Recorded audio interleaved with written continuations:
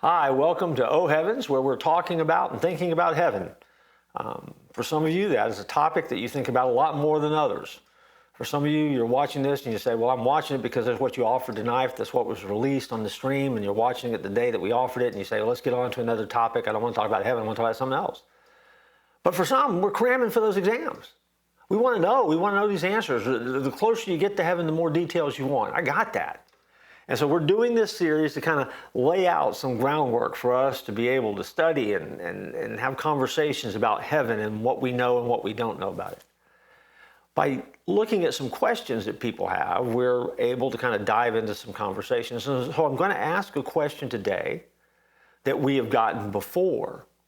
And I'm going to tell you before I even ask it, I don't have a definitive answer for it, but we are going to tackle the question. The question is simply this.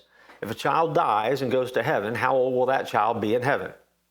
And here's my answer. I have absolutely no idea. I don't know. I don't know because there's no absolute answer that I have found provided for that in Scripture. And there's some different views to consider and some thought processes to kind of work through that might help you come up with that answer. And that's what I want to share with you. See, some suggest that when we arrive in heaven, we'll all be mature in body and mind and spirit. If you go back and you read Revelation, it describes worship in heaven as an all-encompassing act involving everyone who's there. So the thought process or the conclusion should be that whoever is in heaven will be of such an age that they're able to participate in the eternal worship of God.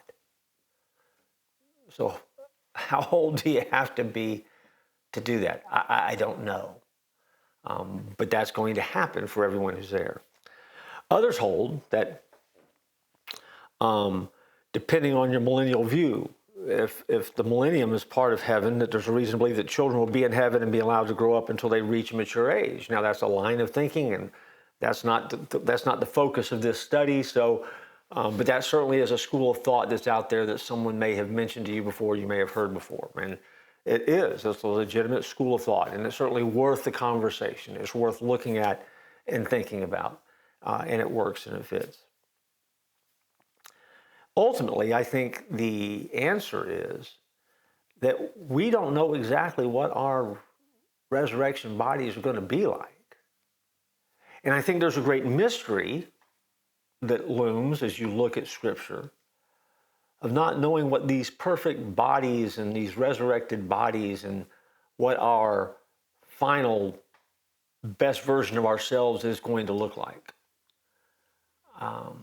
We measure age here on planet Earth by time, which of course is created by God. And He communicates us through time, and we live out our lives in real time, but yet we also know that heaven operates outside of time and space because God is eternal. He's the Alpha, He's the Omega, He's the beginning, He's the end.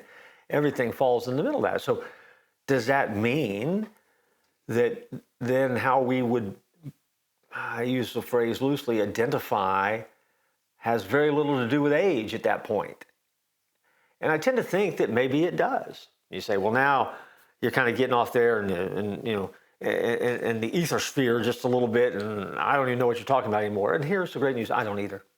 But what I am saying to you is I am fully convinced that God is capable of making us just the right way we need to be when we get there, and we will be best equipped to do what we were created to do when we get to heaven.